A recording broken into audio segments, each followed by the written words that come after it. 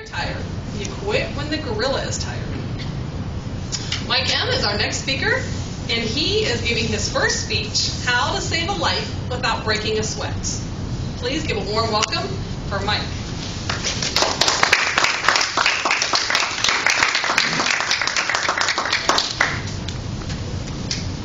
Thank you, Madam Toastmaster, fellow Toastmasters, honored and most welcome guests.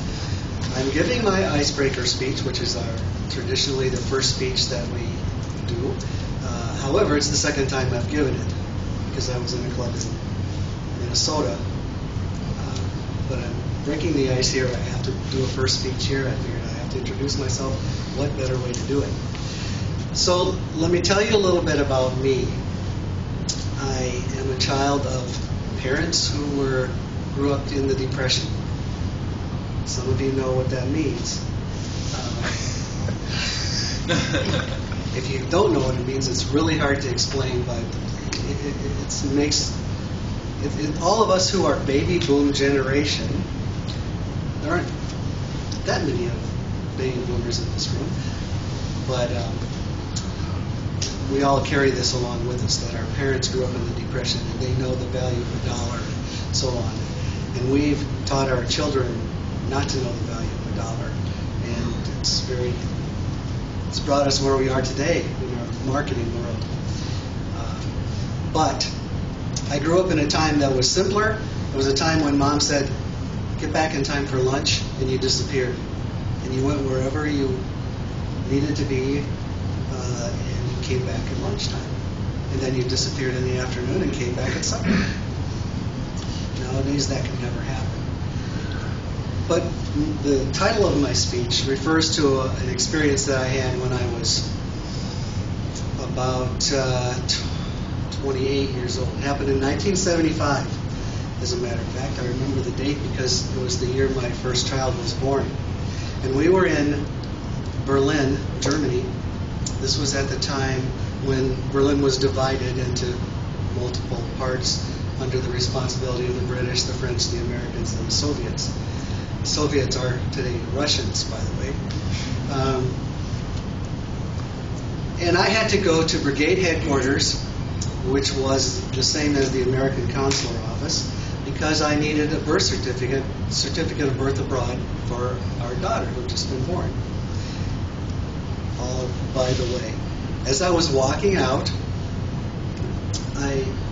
there was a young man, a soldier in uniform next to me, and we were walking across this very busy street, and he was reading the Stars and Stripes. And I think he was using me. He was using me as sort of a guide to help him get across the street, because he wasn't paying any attention. He had the paper up like this, and we're walking along, and he's about a half a step behind me. And we crossed there's a boulevard. There was a large grassy median in the middle of the street, and traffic on one side went one way and the other side went the other way. And we made it across the first side just fine. And as we neared the curb where we would step into traffic going the other way, I looked up and saw a cement truck coming. Now, in this country, we have rules, traffic rules, that say if a pedestrian is in a painted marked crosswalk, traffic must stop and yield the right of way. Does that happen? No. And if you rely on that, you don't live long. It's even more true in European capitals, unfortunately. And when the vehicle is a cement truck and it's moving pretty rapidly, you don't take the chance. And it was clear that this truck was not going to stop. He had no intention of stopping. He was clipping along pretty good. And so I stopped right at the curb, which was probably too close. And this guy next to me took one more step, and I just instinctively put out my hand. I touched his newspaper. I didn't even touch him. And just as I touched his newspaper and it disturbed his focus and he stopped, and just at that point the cement truck roared by and gravel and sand and dust flew up. And he kind of shook his head, and he looked at me, and he said, "Thanks." And then he walked on across the street. And I thought, what just happened here? I think I saved his life. He should be more grateful than that. And then later on, I thought, well, people who save lives are heroes, aren't they? And I couldn't rationalize this whole thing in my own mind of how I could be a hero. And I clearly wasn't a hero, but nevertheless, I saved his life. And all I did was touch his newspaper. And what I eventually drew, and this was many years later, the lesson that I drew from this is that, you see this right here? Love your neighbor as yourself. You can't do that unless you're aware of your neighbor.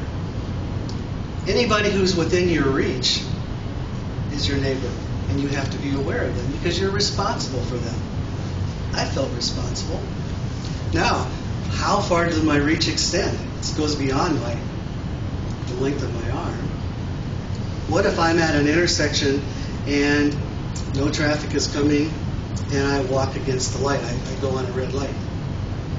And driving by is a car, and the back seat is full of small toddlers, and they see me going across against the light. And they go, "Mommy, Mommy, he's not waiting for the green light." She says, "Well, some people, you know." And what lesson do they take from that? Will I save their life if I wait for the crossing signal? I might. But awareness,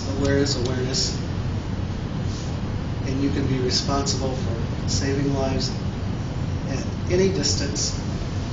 And I encourage all of us to do that, to adopt that attitude. Thank you.